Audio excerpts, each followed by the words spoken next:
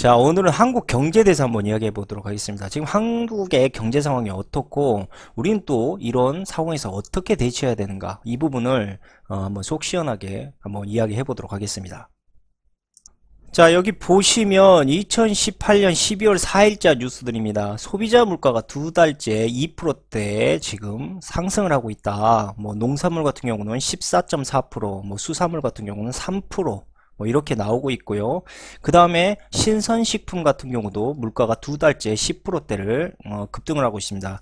여기 밑에 보시면 경기가 부진하고 서민들의 소득이 감소하면서 양극화가 심화되고 있는 가운데 물가까지 2개월 연속 2%를 기록하면서 서민들의 경제 고통이 가중되고 있다. 그러니까 사람들이 현재 이 가지고 있는 돈의 소득이 감소하면서 현재 물가가 오르고 있다는 걸 우리가 알 수가 있죠. 자, 이렇게 소비자 물가, 특히 보면 공업 제품 같은 경우는 가격이 내렸는데, 우리가 지금 먹고 마시는 이런 식료품의 가격이 올랐던 이유 중에 하나가 바로 등유 가격이 올라서 그렇습니다. 자, 겨울에도 우리가 보일러를 열심히 떼가지고 채소를 만들기 때문에 이 등유값이 상승하게 되면 자연스럽게 채소들의 상승 가격이 올라갈 수밖에 없습니다. 그리고 서민 연료 같은 경우는요, 이 등유가 6년 11개월 만에 최대폭까지 상승을 했다라고 하니까 앞으로도 점점 물가가 더 올라갈 거라고 저는 일단 생각을 하고 있습니다. 자, 결국은 물가도 올라가고 있는데 우리가 이 등유세까지 현재 올라가 버림으로 인해서 지금 서민들은 현재 이 물가의 이중고에 현재 고통을 받고 있다, 이렇게 우리가 알고 있어야 되겠죠. 자, 그리고 문재인 정부가 이 소득주로 성장을 한다라고 이렇게 정책을 펼쳤는데, 결국은 이 소득주가 별다른 우리가 그 뭡니까 이 성공을 하지 못하고 결국 소비 위축으로 지금 내수가 부진되고 있습니다. 여기 보시면 우리나라의 내수 시장이 점점 하락하고 있는 반면에 이 수출은 늘어나고 있죠. 그러니까 이걸 보고 우리가 이제 양극화라고 이야기합니다. 그러니까 기업과 우리 가게 양극화가 현재 일어나고 있다, 이렇게 보시면 됩니다. 그리고 여기 보시다시피 싸늘한 소비 심리, 전기 세일도 매출 뚝이라고, 이 사람들 사이에서 지금 현재 돈이 없기 때문에 소비를 할 수가 없는 상황이 오고 있는 거예요. 그러니까 그만큼 현재 가게가 매우 힘들어지고 있다라는 걸 우리가 알 수가 있습니다. 뭐 그뿐 아니라 지금 아시다시피 이 9.13 대책 여파로 인해 가지고 현재 부동산 매매도 소비 심리가 아주 얼어붙고 있습니다. 더욱이 지방과 이 수도권에 대한 초양극화, 부동산 초양극화 현상이 일어나고 있기 때문에 앞으로도 부동산에 대한 투자는 매우 위험할 수 있다는 걸 말씀드리고, 그리고 서울 아파트, 제가 엊그저께 부동산 그 방송 말씀드렸다시피 서울 아파트 거래가 진짜 줄고 있다라고 이렇게 나오고 있습니다. 곳곳에 위축 신호 이렇게 나오고 있죠. 그래서 현재 우리가 소비뿐 아니라 부동산까지 꽁꽁 얼어붙고 있다는 걸 이제 알아야 됩니다. 자, 그렇다면 취업률은 어떨까요? 자, 취업률 다행히 9월 달부터 조금씩 올라가고 있습니다. 자, 조금씩. 자, 이거 올라갔다라고 말할 수 없어요. 그냥 약간 좀 올라간 거죠. 근데 자, 이게 뭐가 문제냐? 이거 완전 단기적인 일자리 대책입니다. 여기 보시다시피 보면 정부는 공공부문 단기 일자리 확대를 포함한 맞춤형 일자리 대책을 이르면 다음 주에 발표할 예정이다. 그러니까 단기 일자리를 통해서 잠깐 원발에 오줌 누는 식으로 잠깐은 저건 올라가는 수치밖에는 될 수가 없는 겁니다. 그리고 여기 보시면 고용률과 실업률이 동시에 상승한다. 자, 어떻게 이런 일이 있을 수가 있을까요? 자, 이런 일이 생기는 이유는 뭐냐? 바로 이제 너도 나도 돈이 이제 마르니까 어떻게 되겠습니까? 자, 그동안 뭐 고시생이라든지 취업준비생들 이런 사람들이 이제 돈 벌러 꾸역꾸역 나오는 거예요. 그러니까 갑자기 실업률이 확 올라가죠. 그런 사람들이 통계로 잡히지 않았는데, 거기에다가 이제 이 지금 아까 말했던 정부는 단기 일자리에 대한 이런 수요를 계속 확대하다 보니까 이게 고용률과 실업률이 동시에 늘어나고 있는 현상이라고 보시면 됩니다. 자, 여기 보시면 고용률과 실업률 모두 개선이 됐는데 고용의 질은 글쎄 이렇게 나오지 않습니까? 자, 여기 우리가 또 하나 눈여겨보셔야 될 게 제조업 취업자가 11개월째 감소를 하고 있습니다. 이 말 뜻은 바로 우리가 기업이 바로 일자리 창출을 하고 있지 않다라고 이렇게 보시면 되는 겁니다. 그러니까 지금 이 뉴스에서 말하고 있는 고용률, 실업률 지표가 모두 개선되는 등 고용시장 한파가 다소 잦아드는 모습이다. 이 말의 의미는 단기 일자리가 아주 많아지고 있고, 정말 우리가 오래 일해야 될 수 있는 일들은 현재 만들어지지 않고 있다. 잠깐의 우리가 이 한파를 피하고 있는 것이다라고 볼 수가 있습니다. 자, 여기 보시면 비경제활동 인구를 뺀 실업률 통계 한계라고 나옵니다. 자, 실업률은 이 비경제활동 인구를 빼버리는 거기 때문에 우리가 실업률에 대해서 정확히 우리가 이 통계를 낼 수가 없습니다. 근데 왜 나는 이해가 안 가는 게, 왜 그러니까 이 일을 하지 않고 이렇게 취업 준비를 하고 있다나 고시생 하고 있는 사람들은 실업률을 안 잡는지 모르겠어요. 이건 조금 내가 봤을 때 눈가리가 아웅하는 이러한 지금 상황이다. 저는 이렇게밖에 볼 수가 없습니다. 자, 결국 양질의 일자리를 구하지 못한 20, 30대의 이 청년들이 창업을 하거나 가게를 열다가 결국 파산을 합니다. 그러니까 성공을 하지 못하고 파산한 경우가 매우 많아가지고 그것이 빚으로 이렇게 남아버렸죠.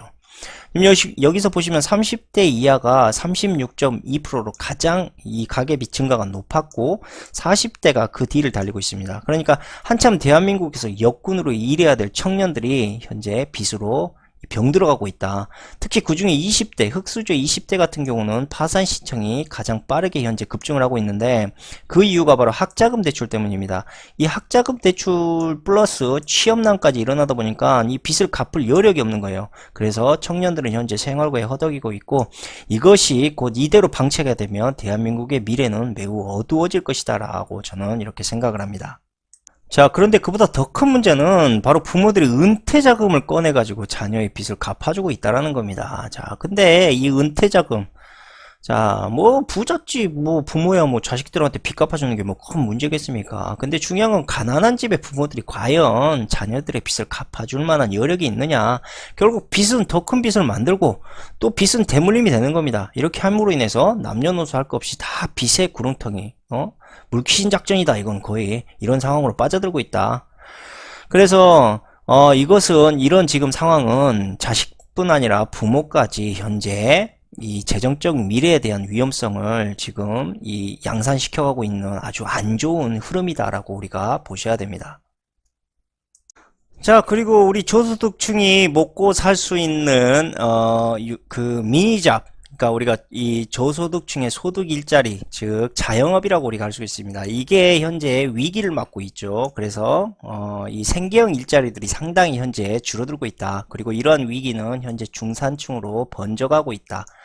자, 2분기 가계동향 발표 소득 양극화 10년 만에 최악. 자, 그만큼 내수 시장을 키우겠다면서 난 이해가 안 가는 게 왜 자영업을 죽이는 겁니까? 난 솔직히 이게 좀 앞뒤가 안 맞아.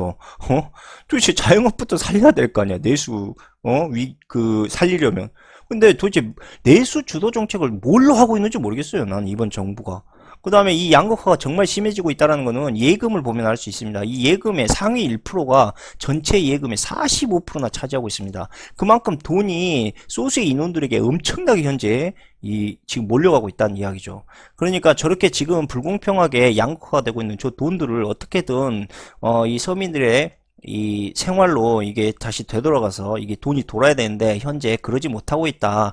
이 자산 양극화는 현재 5년 전보다 더 심해지고 있다. 그만큼 한국의 지금 경제가 상당히 편파적으로 흐르고 있다는 걸 일단 알 수가 있습니다.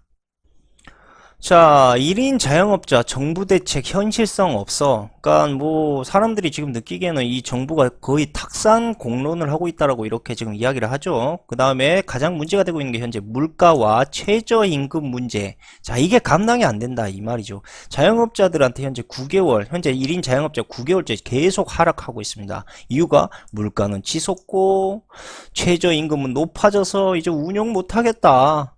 정부 뭐 때문에 도대체 이렇게 지금 이렇게 대책을 낸 거냐? 근본적인 대책을 마련해라. 근데 근본적인 대책이 있겠습니까? 근본적인 대책이 없습니다. 그랬으면 이렇게 지금 방관하고 있지도 않죠. 그 다음에 최저임금 인상 여파 인건비가 부른 물가 급등. 자, 인건비가 오르기 시작하면서 물가도 급등하고 있어요. 소비자 물가가 전년 대비해서 1.6%까지 올랐습니다.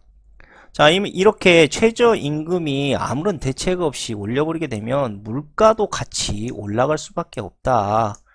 자, 가사도우미료도 올랐고 갈비탕도 올랐고 생선에도 올랐고 김밥도 올랐고 구내식사비도 올랐고 그러니까 최저임금이 오르면 뭐 하겠습니까? 그만큼 물가가 올라서 돈이 소비되는데 그래서 최저임금을 쉽사리 올린다라는 건 상당히 심사숙고해야 되는 문제였었다. 그런데 이번 정부는 아무 생각 없이 최저임금을 그냥 털컥 올려버렸다.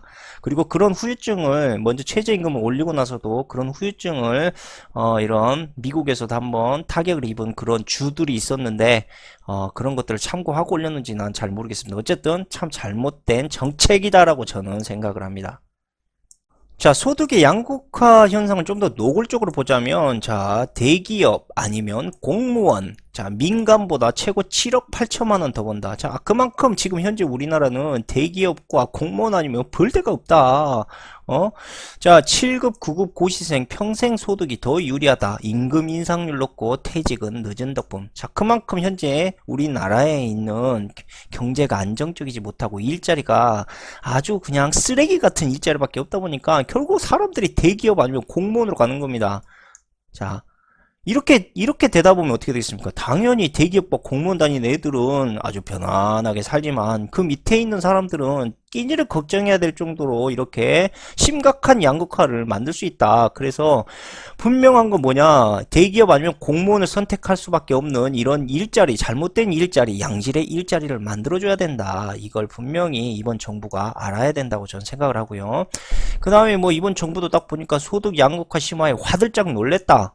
그때 뭐 예정에 없던 경제장관이 긴급회의를 할 정도로 근데 뭐 결론은 뭐 그래서 뭐가 나아졌는데 결국 그냥 눈 가리고 왕하는 식 그만하고 정말 제대로 된 이 양극화를 해결하기 위한 방안을 빨리 만들어줬으면 좋겠습니다. 이 일자리 창출도 좀 제발 좀 하루 하고 하루 끝나는 이런 단기 일자리 같은 거 말고 좀 오래 다닐 수 있는 일, 그 다음에 오래 다님으로 인해서 인정받는 일자리 그게 없으면은 차라리 우리가 저 뭡니까 교육을 통해서라도 이 나라에서 이 일자리 교육, 새로운 뭐 직업 교육을 통해서라도 확실한 양질의 일자리를 만들 수 있는 이런 쪽으로 좀 돈을 썼으면 좋겠습니다. 그러나 아직까지 그냥 급하게 일단은 뭐 새는 땜에 껌딱지로 막아보자. 지금 이런 정책 정말 정말 잘못된 정책입니다. 이것도. 자, 그렇게 한국의 내수 시장이 어렵다 이야기하고 있는데 오히려 한국인 해외여행 지출은 크게 늘어나고 있습니다.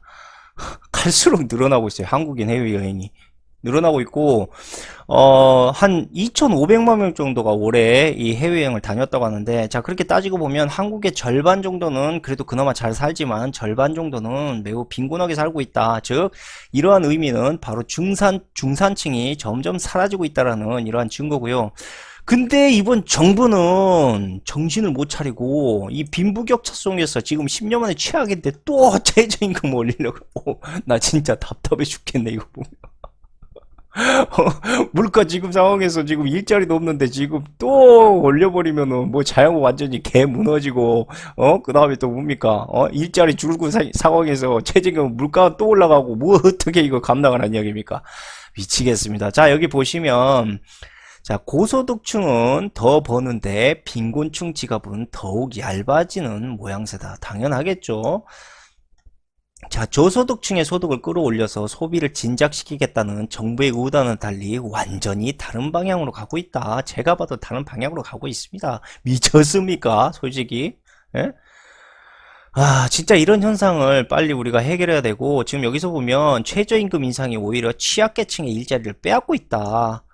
소득주 성장 실패를 인정해야 양극화 심화를 멈출 수가 있다. 저도 이 말에 솔직히 동의합니다. 그렇죠. 바로 해답은 이겁니다. 이거 여기 잘 나와 있네. 대기업 낙수 효과는 과거보다 약화될 수밖에 없죠. 지금 너도 나도 다 수출해서 먹고 살겠다는 한국에 뭐 한국이라고 별 수 있겠습니까? 보겠습니까? 그렇죠.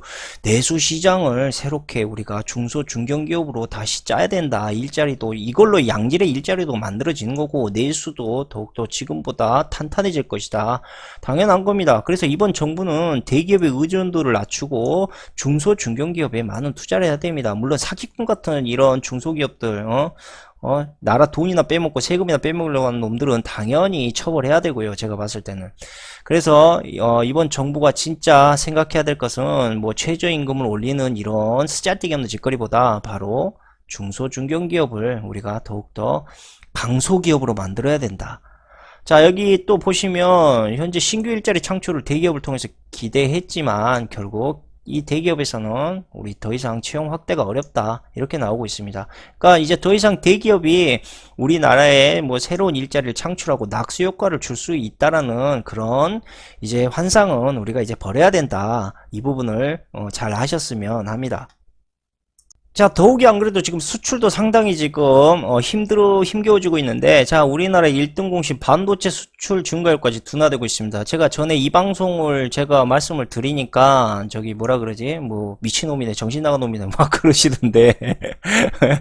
반도체 수출은 점점 둔화될 수밖에 없습니다. 뭐 이거는 우리가 해야 돼. 그러니까 우리의 지금 현재 수출 주력들이 현재 점점 타격을 입고 있다. 자, 이거 상당히 우리나라의 또 경제를 얼어붙게 만들 수 있다라고 우리가 생각을 해야 되고, 그뿐 아니라 현재 지금 미중 무역 전쟁에서 최대 피해자가 바로 한국이라고 지금 나오고 있지 않습니까? 당연하죠. 한국이 주로 미국과 중국에 많이 수출했는데 이놈들 둘이 지금 치고받고 싸우고 있으니까 고래 싸움에 새우등 터지는 꼴이죠, 현재 지금. 자, 그래서 한국은 현재 지금 대내외적으로 매우 어려운 경제 시기에 지금 다가가고 있다. 우리가 이걸 잘 알아야 됩니다. 자, 한마디로 우리나라 경제를 한번 진단해 보자면 이미 저소득층부터 스태그플레이션이 진행되고 있다. 이 스태그플레이션은 바로 이 경기 지표가 둔화하는 상황에서 물가만 오르는 상황, 이런 상황을 우리가 스태그플레이션이라고 한다. 근데 이러한 현재 위기 속에서도 꿈쩍하지 않는 불통 정부입니다. 그러니까 계속적으로 현재 스태그플레이션에 대한 경고가 나오고 있음에도 불구하고 뭐 아무런 현재 별다른 조치를 취하지 못하고 있다, 뭐 이런 이야기죠. 자, 성장률이 제자리 걸음을 하는 사이에 우리 경제 기초 체력은 계속 감소를 하고 있습니다. 자, 그만큼 이 말의 의미는 뭐냐? 그만큼 한국의 경제가 점점 죽어가고 있다, 이렇게 판단을 하시면 되는 거죠. 자, 우리가 그렇다면 이런 위기 속에서 우리가 어떻게 이 대처를 해야 되는가, 우리가 돈을 어떻게 관리해야 되는가, 뭐 이 부분에 대해서 한번 짧게 이 해답을 이야기해 보도록 하겠습니다. 자, 첫 번째를 제가 말씀드리겠습니다. 첫 번째, 금. 자, 금을 이야기할게요. 자, 금 같은 경우는 표에서 보시다시피 달러와 금은 반대로 움직이는 성향을 볼 수가 있습니다. 그러니까 달러의 가치가 올라가면 금값은 하락하고요. 자, 달러가 하락하게 되면 반대로 금값의 가격이 올라가는 이러한 흐름을 보이죠. 물론 짧은 기간으로, 그러니까 단기적으로 봤을 때 금과 달러가 동시에 움직이는 이러한 흐름도 보이긴 하지만 결국 장기적으로 갔을 때는 달러와 금은 반대로 움직이게 되어 있다. 그러면 뭘 이야기하겠습니까? 그렇죠? 바로 금리. 지금 금리가 항상 달러가 지금 인상이 되고 있죠. 자, 이 상황에 금리가 점점점 올라가면 올라갈수록 바로 금값은 점점점 하락하겠죠. 자, 그러면 언제 금을 사야 되느냐? 금리가 이제 올라가는 어느 시점에서 이제 끝. 우리 이제 금리 동결하겠다. 자, 이 지점이 금의 바닥, 금값의 바닥이라고 보시면 됩니다. 그래서 이 시점에서 금을 매수하시는 전략을 취하시면 아주 좋다고 저는 생각을 하고요. 자, 다음으로 두 번째. 자, 부동산. 자, 부동산 같은 경우는 우리가 고정자산이라고 합니다.